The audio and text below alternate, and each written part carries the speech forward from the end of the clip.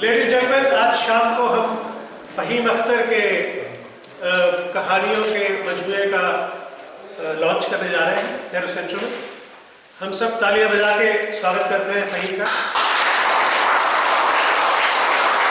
और हमें सबसे बड़ी खुशी ये है कि फ़हीम हमारे लिए एक आशा की किरण है, क्योंकि हिंदी और उर्दू में जो युवा पीढ़ी है, जो यूथ है, वो ढूंढने से नहीं मिलती। और आज ये यहाँ इंग्लैंड में रह के उर्दू की जोत जलाए हुए हैं, तो हम सब फ़हीम का खैर मकदम करते हैं, स्वागत करते हैं और आप सबको इनवाइट करते हैं कि आप चलें ऊपर। हॉल तैयार। थैंक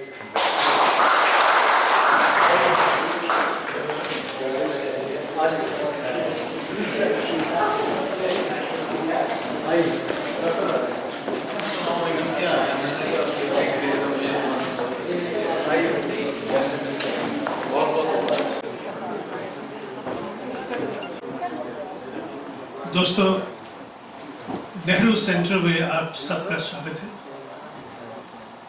आज की शाम बड़ी ख़ास शाम है कि उर्दू के एक युवा लेखक फ़हीम अख्तर की कहानियों के मजमूए एक गुरेज़ा लम्हा का हम लॉन्च करने जा रहे हैं। हिंदी और उर्दू दोनों के लिए ये बहुत बड़ी प्रॉब्लम है कि जब हम अपने राइटर्स की तरफ निगाह डालते हैं तो युवा लेखक दिखाई हो रहे हैं, क्योंकि हम सब डिपेंड करते हैं माइग्रेशन पे। जो माल हिंदुस्तान पाकिस्तान से आता है उसी में से हमारे लेखक निकलते हैं। और आजकल जो बच्चे इंडिया और पाकिस्तान से आ रहे हैं वो या तो आईटी एक्सपर्ट हैं, या वकील हैं, या डॉक्टर हैं, अगर बहुत ज्यादा हुआ तो केमिस्ट है। तो साहित्य से, लिटरेचर से कुछ खास उनका लेना देना है नहीं। तो हम हमेशा ये संदेश भेजते हैं वापस अपने मुल्कों को कि भाई हमारे बच्चों को वहां अपनी जबान पढ़ाओ, ताकि जब वो यहाँ आए तो अपनी जबान की लौ यहाँ जला सके। तो हमें फहीम अख्तर में ये आस की किरण दिखाई देती है कि कम से कम कलकत्ता में जन्मा ये बच्चा जो वहां से एमए करके वहां पहुंचा था, यहाँ आके पढ़ाई की, यहाँ नौकरी भी की, तो इस तरह की कि जहां आम आदमी का दर्द महसूस कर सके। सोशल सर्विसेज में, मर्टन में, ये हर उस आम आदमी की हेल्प करने के लिए तैयार रहते हैं जिसे इनकी जरूरत होती है।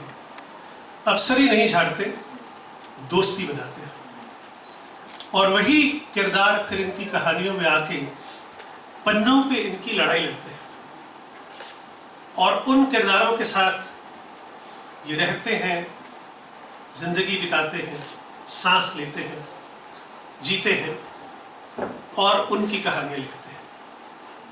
इनकी कहानियों में जिंदगी के इल्यूशंस भी हैं कि जब हम विदेश के बारे में सोचते हैं तो किस तरह की जिंदगी, किस तरह का जीवन है विदेश का, और उसके साथ रियलिटीज कि यहाँ इस मुल्क में किस तरह की सच्चाई का हम सामना करते हैं। मैं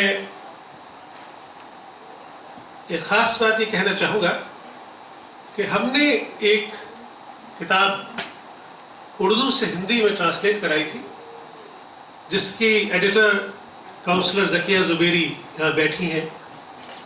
उसमें इंग्लैंड के 6 उर्दू के कथाकारों की 2-2 कहानियाँ लेकर 12 कहानियाँ इस किताब में शामिल की गई थी, और इसका लॉन्च यहाँ इसी नेहरू सेंटर में हुआ था। इसमें कैसर तमकीन साहब, जितेंद्र बिल्लू, और उनके साथ सबसे छोटे लेखक फहीम अख्तर की कहानियाँ भी शामिल थी।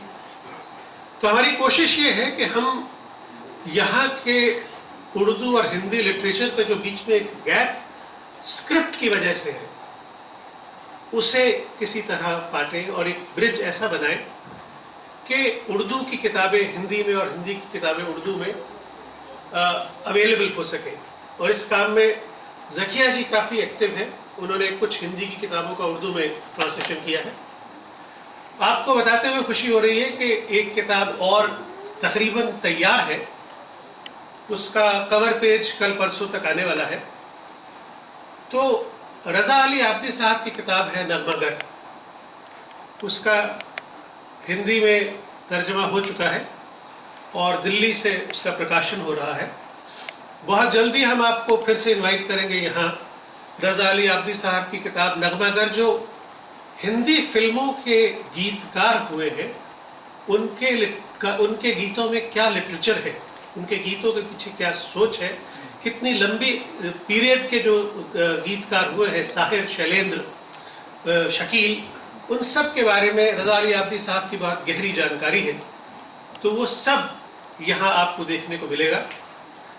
आज की शाम की खासियत एक गुरेज़ा लम्हा का लॉन्च और फ़हीम की एक कहानी ब्यूटी पार्लर का नाट्य मंचन यानी कि ड्रामेटिक प्रेजेंटेशन भी आज आप देखेंगे। प्रोग्राम की शुरुआत उसी से होगी। रिफत शमीम साहब जो जाने माने डायरेक्टर हैं और इप्टा के निर्देशक हैं, उन्होंने इस कहानी का निर्देशन किया है। उनके प्रिय कलाकार हिना बख्शी, कृष्ण टंडन और भारत से आए एक नए कलाकार तरुण, जो कि गुजराती थिएटर के बहुत बड़े नाम है बम्बई में, ये सब मिल के फहीम अख्तर की कहानी ब्यूटी पार्लर को एक मज़ाहिया अंदाज में पेश करेंगे आपके सामने। कृष्ण टंडन का छोटा सा एक्सीडेंट हो गया और उनके दाएं पैर में मोच आ गई, और उन्होंने मुझे बताया कि उनकी एक्टिंग की सारी स्किल दाएं पैर में ही है। तो अगर कोई गलती हो जाए तो उनके पैर का कसूर है, कृष्ण टंडन का कोई कसूर नहीं है। तो दोस्तों, आज की शाम की शुरुआत करते हैं। सबसे पहले आपके सामने ब्यूटी पार्लर का एक ड्रामेटिक प्रेजेंटेशन होगा, और ये जितनी बातें मैंने आपसे कही हैं, ये सब नेहरू सेंटर की डायरेक्टर संगीता बहादुर के बिहाफ पे कही हैं। वो आज की शाम कहीं किसी और कार्यक्रम में बिजी हैं, तो उन्होंने मुझे आदेश दिया कि मैं आज की शाम नेहरू सेंटर की तरफ से आप सबका स्वागत करूं, आप सबका खैर मकदम करूं। आपका स्वागत है ब्यूटी पार्लर।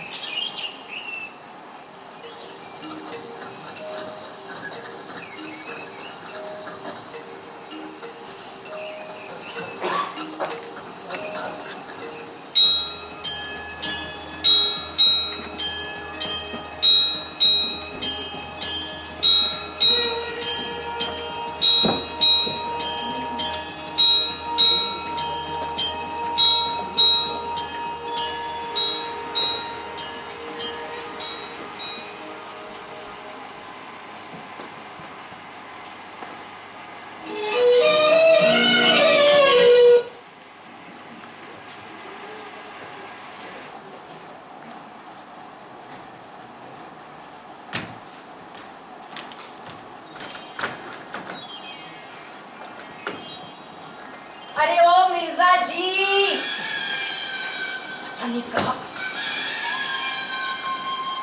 मिर्जा, हम देर हो रही है। आगे बेगम, क्या हुक्म है? आगे चलिए चलिए से इंतजार करवा दो, देर हो रही है हमें। मिर्जा जी का ताल्लुक लखनऊ से था, मगर मटिया महल में आते ही मिर्जा जी के रखरखाव और तकल्लुफ़ात ने लखनऊ गुलमार कर दिया। काली शेरवानी, सर पे बाकी टोपी और हाथ में छड़ी, जो सहारे से ज्यादा दिखावे के लिए होती। हाँ, मिर्जा जी को मटिया बुर्ज में रहते हुए 30 बरस हो चुके थे। इन 30 बरसों में मिर्जा जी ने कई उतार चढ़ाव देखे, सियासी, समाजी और सकाफती बदलाव, मगर कुछ नहीं बदला तो मिर्जा जी का रखरखाव और उनकी तहजीबी कदरें। मजाल थी कि मिर्जा जी को आदाब के बजाय कोई नमस्कार कहता।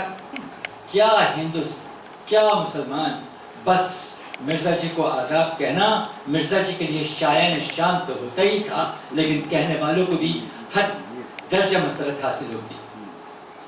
आज सुबह हर रोज की तरह मिर्जा जी जब चहल कदमी को निकले तो उनकी नजर सामने वाले घर के चौबे जी पर पड़ी।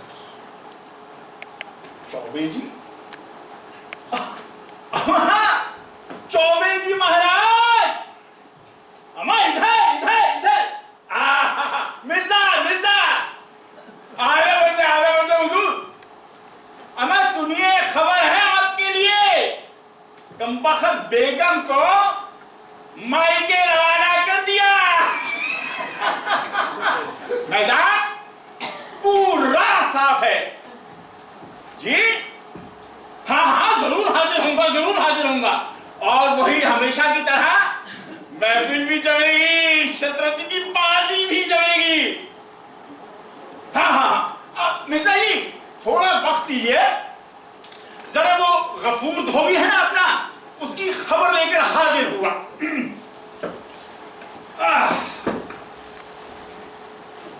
मियां गफूर आपसे थोड़ी गुफ्तगू कर सकता हूँ? आपसे जरा एक बात ये करनी थी गफूर मियां कि आप माशाल्लाह बहुत ही निहायत ही अच्छे इंसान हैं, लेकिन बेवकूफियां भी करते। बात ये है गफूर साहब कि आपने खामखा हमारे पैजामे में ये एक खिड़की खुली छोड़ दी। खुदा हमारी इज्जत की तो आपने ऐसी की तैसी कर डाली। माफी माफी मिर्जा जी, बैठिए, तशरीफ रखिए, बैठिए, आराम से संभाल कर बैठिए। वो बात यूं है, मिर्जा जी कि क्या है कि स्त्री कुछ ज्यादा ही गर्म हो गई थी, तो माफ कर दीजिएगा। अम्मा मसला ये है आपके साथ, बस माफी मांग लेते हैं। आप काम आप ठीक ढंग से करते नहीं, बस माफी दे दीजिए। हुजूर हमारे अब्बा हुजूर लखनऊ में आप जैसे खबीसों के खोंचे पर भी जाना वो गवारा नहीं क्या करते थे। मिर्जा जी आपके अब्बा हुजूर के घर पे भी धोबी हुआ करता था का? अच्छा अच्छा, तो अब आप हमें किबला ये बताएंगे क्या हुआ करता था और क्या नहीं हुआ करता था। अम्मा दोज़ख में जाए ये तुम वक्त फरंगी, बुरा कहिए उन्हें जो हमारे अब्बा हुजूर को धोखा देकर रास्ते सफर बांध गए। बहुत बुरा हुआ, लेकिन मिर्जा जी कुछ ऐसी सुनाइए कि कहानी का मजा दुबारा हो जाए। अबे का बाहर बैठ खड़े, ये कहानी नहीं हकीकत है, हकीकत।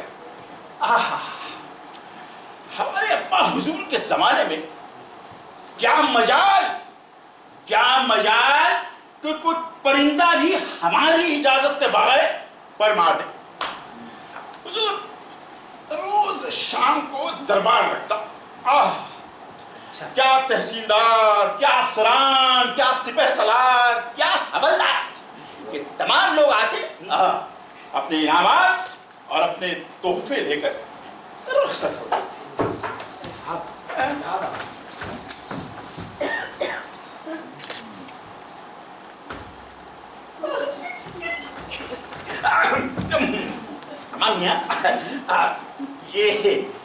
ये मैं क्या देख रहा हूँ?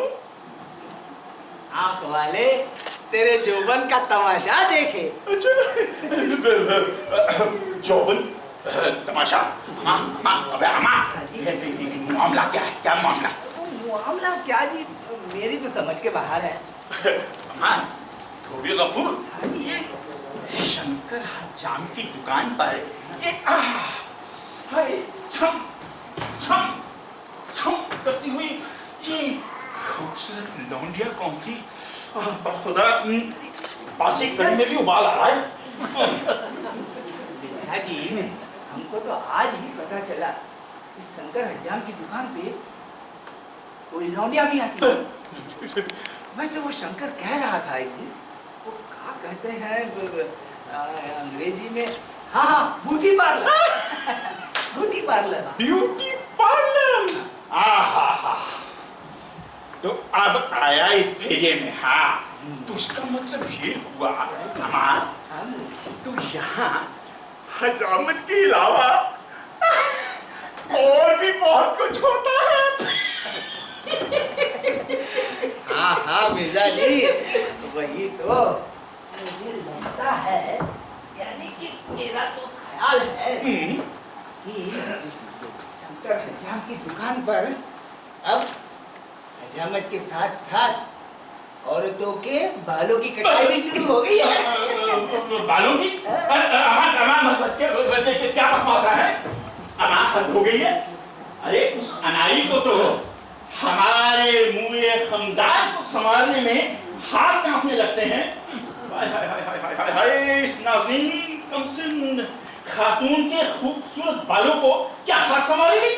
मिर्जा जी की बेकरारी थमने का नाम ही नहीं ले रही थी। गफूर धोबी भी मिर्जा जी की दिलचस्प बातों में उलझा हुआ था। थोड़ी ही देर में मिर्जा जी गफूर धोबी से ये कहते हुए रुखसत हो गए कि क्यों न हम आज भी अपने मुँह पेचीदा को तरशवा लें। बस फिर क्या था, मिर्जा जी गुनगुनाते हुए शंकर हज्जाम की दुकान की तरफ आहिस्ता आहिस्ता बढ़ने लगते हैं।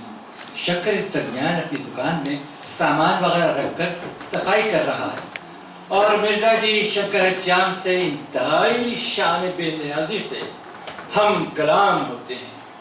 अरे भैया अम्मा के यार रे, अरे भैया मियाँ शंकर। अरे मिर्जा जी आदाब। सब खैरियत वैरियत तो है ना मियाँ? आधा बजे मियाँ क्या बात करे, आजकल तुम्हारी दुकान पर बड़ी रौनक रहती है।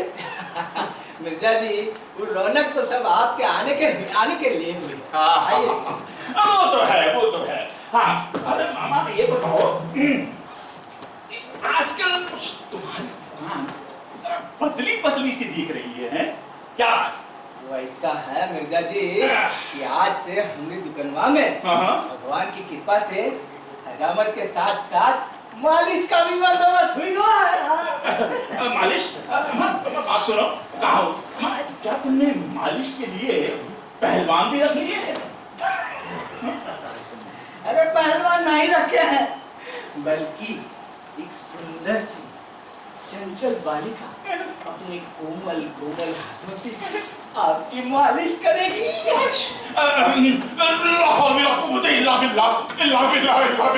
मिर्जा जी ने शंकर की बात पर इस तरह नाक भौं चढ़ाई कि जैसे वाकई उन्हें लौंडिया का आना नागवार गुजरा हो। मगर उस लड़की को देखने का शौक ने उनके दिल में गुदगुदी सी पैदा कर दी। बस फिर क्या था, उनके दिल में ये शक फौरन बैठ गया कि ये लड़की कहीं ऐसे वैसे काम के लिए ना लाई गई हो। अभी मिर्जा जी आईने में अपना मुखड़ा देखकर इस बात पर गौर व खौज कर ही रहे थे कि शंकर हज्जाम ने उनकी बेचैन खामोशी को ताड़ते हुए ये सवाल दाग दिया। तो कहिए मिर्जा जी, आपकी किस तरह से सेवा की जाए? उसी तरह से जिस तरह हमेशा करते आए हो। लेकिन मिर्जा जी दाढ़ी तो आपने कल ही बनाई थी। कल बनवाई थी ना, आज तो नहीं। हम दाढ़ी बनाए जाए। हम आपको बताते हैं कि हमारे अब्बा हुजूर के ज़माने में, क्या बताएं आपको, हमारे अब्बा हुजूर के ज़माने में रोज सुबह शाम दोनों वक्त खलीफा हज्जाम आए। मियाँ शंकर क्या बताएं, उसके बाद वो रौनक लगा करती थी कि बस पूछिए मत। वाह वाह, बहुत ही शंकर। हाँ जी। शंकर, हाँ जी। ये कोई नया रंगरूट है क्या? मियाँ शंकर, हमारे गुनहगार कानों ने जो सुना वो सच है यार। शंकर भैया, इन बड़े मियाँ को जल्दी से अंदर भेजिए ना, हम सारी तैयारी कर लिए हैं। अमा बात सुनो, जल्दी हाथ चलाओ। पहले तो तुमने कभी इतना वक्त नहीं लगाया। ये जो खातून है, हाँ जी, इसका क्या नाम बताया था तुमने? रूपा। माशाअल्लाह, सुभान अल्लाह, कितना खूबसूरत नाम है इस खातून का। शंकर मियाँ, जल्दी भेज दीजिए ना। मियां शंकर, बड़े मियां कीजिएगा। मेरे जा अगर आपके बेकरार दिल ने मालिश करने की ख्वाहिश अंगड़ाइयां ले रही हो तो अल्लाह का नाम लेकर झट से पर्दे के पीछे दौड़ जाइए।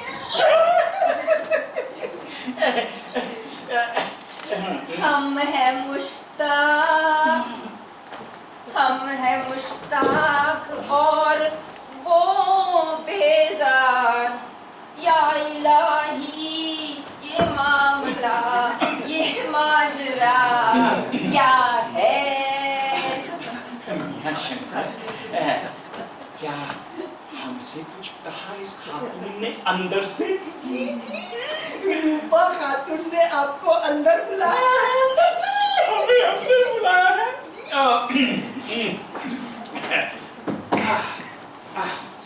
मामा जरा शीशा तो जरा फरमाना। हाँ ये जी ठीक ठीक। आपकी छड़ी नहीं ले। अच्छा अच्छा। बीबी, बीबी खातून, हम अंदर आ जाओ। ओहो, नेकी और पूछ पूछ। आइए ना, आ भी जाइए ना। हम अंदर आ गए खातून। तो फिर बैठ जाइए ना। हम बैठ गए खातून। अब उतारिए ना जी शेरवानी। जी, उतारते हैं शेरवानी। मिर्जा जी ने कांपते हुए हाथों से ये लीजिए शेरवानी को उतार दिया। शेरवानी। मिर्जा जी ने कांपते हुए हाथों से फौरन शेरवानी को उतार दिया और टांगने की बजाय बदहवासी के आलम में उसको कोने में फेंक दिया। रूपा ने अपने नाजुक हाथों से अब मिर्जा जी के माथे पर जो तेल मला तो बस फिर क्या था, मिर्जा जी के 14 तबक रोशन हो गए। चेहरे पर पसीने की बूंदें चमकने लगी और बदन में थरथराहट सी पैदा हो गई। बेचारे मिर्जा जी की हालत ज़ार को देखकर जब रूपा से कुछ नहीं बन पड़ा तो मिर्जा जी के सर पर जोर जोर से हाथ फेरने लगी।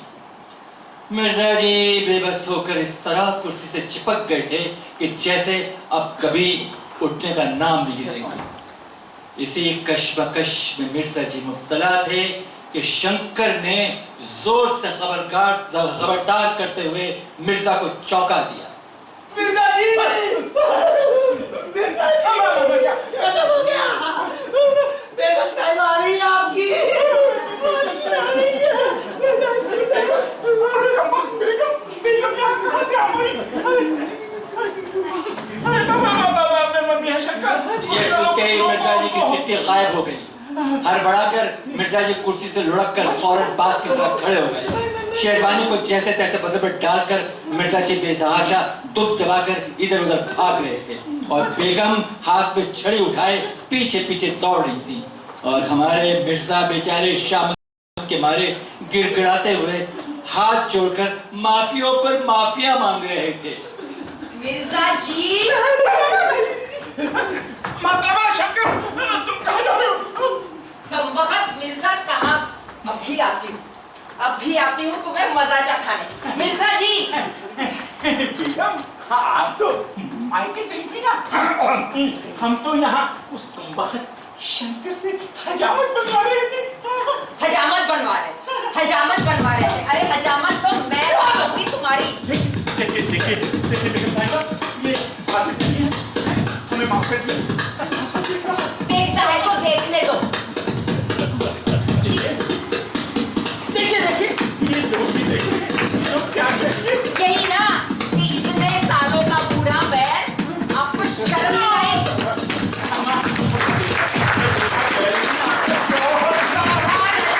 माँ है ना गोबर।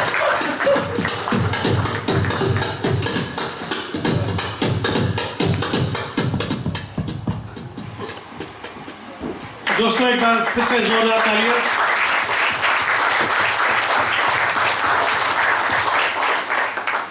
तो आपने देखा कि फ़हीम अख्तर किस तरह ज़िंदगी को देखते हैं।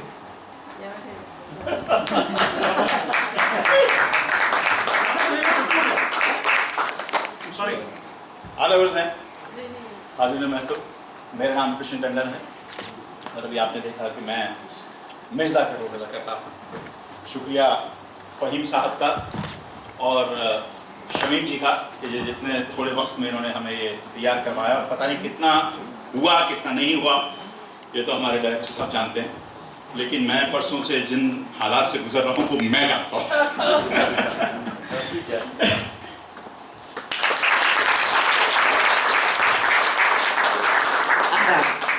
मेरा नाम हिना बख्शी है और शमीम जी ने बहुत सालों से कोशिश की है मुझे तैयार करने की, लेकिन अभी इतना हुई या नहीं मुझे अपने आप पर यकीन नहीं है। बहुत बहुत शुक्रिया आपके यहाँ आने का और शमीम जी का और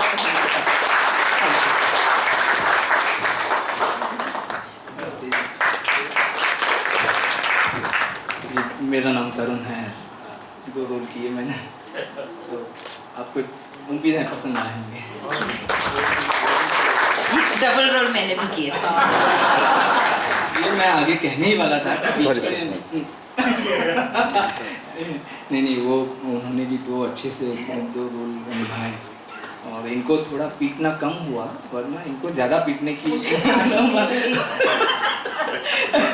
हम लोग ने सोचा था कि मजाक वाली बात है। बड़े ही किशन जी मेरे डायरेक्टर भी रह चुके हैं एक प्ले में और बहुत ही सीखने मिलता है। शमीम जी से भी बहुत सीखे हैं हम।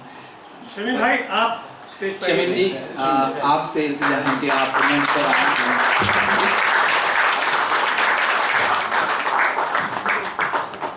आपका बेहद शुक्रिया कि आप लोग तशरीफ़ लाए। अगर आप लोग नहीं आते तो हम अपना हश्र किसको बताते। एक अफसोस की बात यह है कि इस ड्रामे में एक तो वक्त कम, खैर कोई तवज्जो नहीं है, लेकिन हुआ ये कि इन क़िबला का जो पैर जो था दाएं, जिस पर एक्टिंग के सारे जरासीम थे वो ख़त्म। चुनांचे बहुत से हरकत सकनात जो हैं बिल्कुल गड़बड़ हो गए। बहुत बहुत शुक्रिया। इसके बाद इंशाल्लाह फिर आपसे मुलाकात होगी। पर्दा गिरा दीजिए।